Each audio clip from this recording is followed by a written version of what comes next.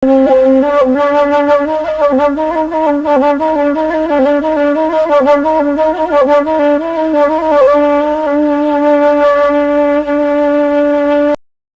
semangat merubah kondisi dari keterpurukan. Taimpi dalam konteks iko adalah gambaran situasi gawat darurat, dan kalau tanpa upaya jo usaha akan menjadikan keadaan lebih parah. Itu arti taimpi. Kemudian diikuti oleh kata-kata nak. Nah, anu kasihnya itu. Anu kasihnya adalah kemauan, pede dan punya nyali untuk merubah keadaan. Sedangkan arti dia teh ialah posisi aman dan menguntungkan. Jadi kesimpulannya roh dari pepatah tadi tidak lain untuk membangkitkan energi batin dalam merubah nasib, diiringi dengan gerak usaha, kemudian berserah diri, tawakal tu Allah.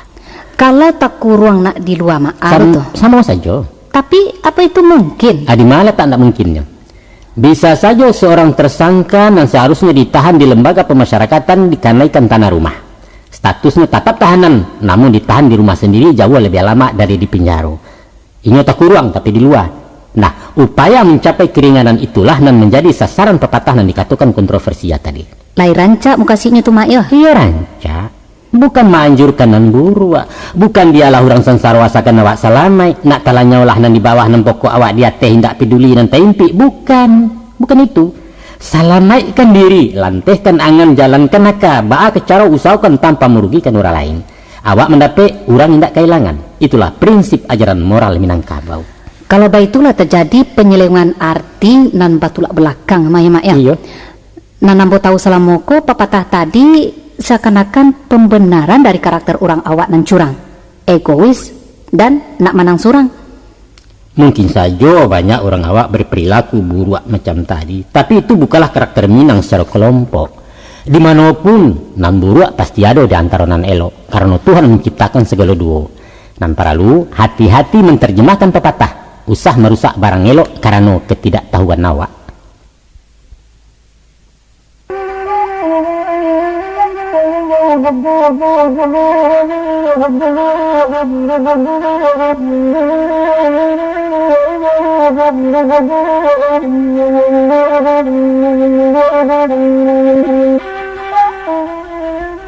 Mak Datua.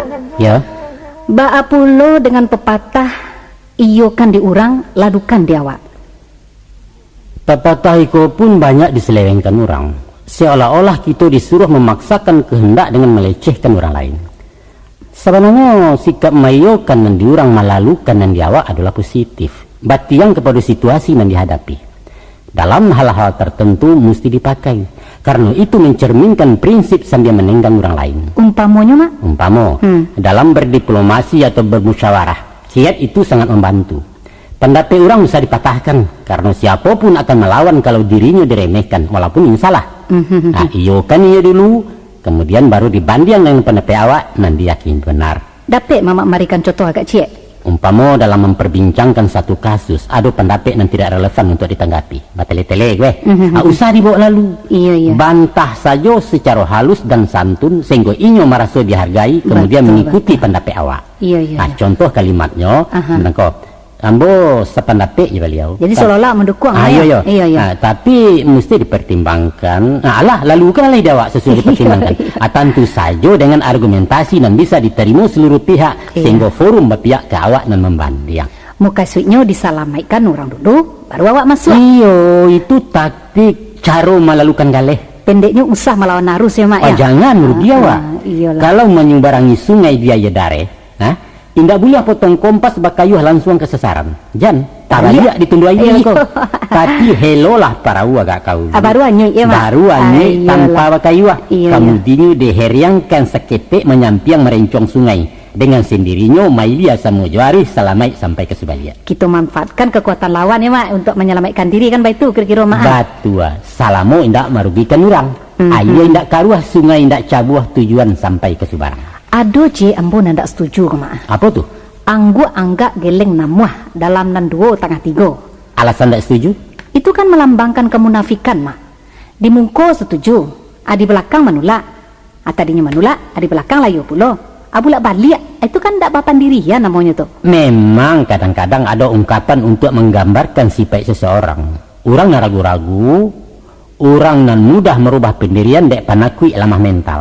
Tapi ada kalonyo disangajo karena tak pasu untuk membela diri. Dalam hal semacam itu nilainya positif. Jadi sifatnya insidental, buliah saja. Tapi ambo tetap memandangnya sebagai pengkhianatan, Mak. Antara pengkhianatan dan kejujuran ibarat dua sisi mata uang. Tergantung dari mana kita memandangnya. Orang Minangkabau menerima isi pelakat panjang dan merugikan, sedangkan hatinya menolak tidak setuju. Itu tak paso dilakukan di bawah tekanan politik kolonial. Kok ditolak negari caya para pemimpin ditangguai katarang tak mungkin lain. Di sinan terpakainya papatah anggu angga geliang namuh dalam nanduo tengah tigo. Samo jo duduk bakisah tagak papaliang maya, Mak. Saroman tapi tak samo. Bangun tun. Adapun duduk bakisah tagak papaliang sebagai perubahan sikap atau pendirian. Artinya tidak konsisten, tidak jujur dan tidak bisa dipercaya. Inyo bisa negatif bisa positif. Tergantung berubahnya dari maka kama. Kalau perubahan sikap dari sampilik ke paragiah itu kerencak. Tapi kalau duduk bakisah tagak papaliang dari perjanjian itu sifatnya tidak terpuji namanya. Orang nan lari pandirian dinamakan bajing loncat, petualangan politik. Mulia saja menyebarang asalkan di sekitar wilayah nan berpelaton samo. Umpama dari Matuari ke Bulan Sabi. Tidak masalah, asalkan izin dari Masumi ke PKI. Hah? Dalam hal itu, kemana kan? Lafaz pepatahnya lebih lengkap macam itu. Buliah duduk bakisah asahkan di lapiak nan sahalai. Buliah tagak bapaliang asahkan di tanah nan sabingkah. Artinya tuh, Mak. Artinya masih dalam koridor ideologi pembauran. Ya, itu istilah para pengamatnya. Tapi bagaimanapun itu kan mencerminkan pribadi nan rapuh, Mak. Tidak istiqamah, labil, dan... Kat. Kita karek tentang nangko itu bukan wilayah pembicaraan awak. Tulisan politik itu. Balik ke pangkat kaji gitu lah. Secara kultural, orang Minangkabau lebih cenderung memakai sikap abu-abu daripada hitam putih. Biar pola pikir, bicara, dan perilakunya dalam pergaulan umum. Nampak-nampaknya karakterku lebih dinamis, bervariasi, dan cocok jawab tak orang awak. Penampilannya cenderung ragu-ragu, tapi berprinsip. Nah, lihat saja sini arsitek rumah gadang. Baru rumah gadang lah. Posisi tagaknya tidak vertikal, agak condong cando karabah. Namun jarang rumah gadang tumbang di angin. Sebabnya tuh, Mak. Sebab kekuatan serangan angin dijinakkan lari ke tanah oleh kemiringan dinding. Persis serupa hidung kapal membawa ombak. Goncangan-goncangan dari luar diantisipasi dengan pasak yang berfungsi sebagai engsel. Inyo bermain kalau datang gampo mahaya. Baik pun tiang akan bergeser sekadar keperluan, tapi berpantang latih dari sandi sampai tagak. Walaupun gaya bangunannya nampak cahaya, tagak miri yang berpaku indak tunggak ditanai batu picak, namun disinalah rasio letak kekuatan nyali powernya Minangkabau. Lentur pandai bermain, fleksibel tidak kaku, tapi berprinsip. Tarinya si ganjol lalai ya, Mak. Pada tampuah surit nalabiah samui tepijak indak mati lalu taruang peta tigo. Itu namanya gerakan misterius tuh, Mak. Aca lihat pula silek tradisinya. Lah, maher yang agak membungkuk langkahnya cando serak. Dek orang rabah tando kalah, tapi bagi pendekar Minangkabau sangajo rabah ke tanah sebab posisi di bawah membuat gerak lebih lincah. Kok kucing lah rabah menilantang, musuhnya indak berani dake. Maka tumbuhlah dalam pepatah, biarlah roda berputar, asalkan sumbu tetap di tengah. Penuh kepura-puraan, susah ditebak dan licik ya, Mak ya. Bukan licik, tapi lihai, cadia. Silahkan bagi saya duduk, tapi awas, usah pindah dari lapiak nan sahalai. Boleh saja tagak papaliang, asalkan tetap di tanah nan sabingkah. Itu strategi, rancak.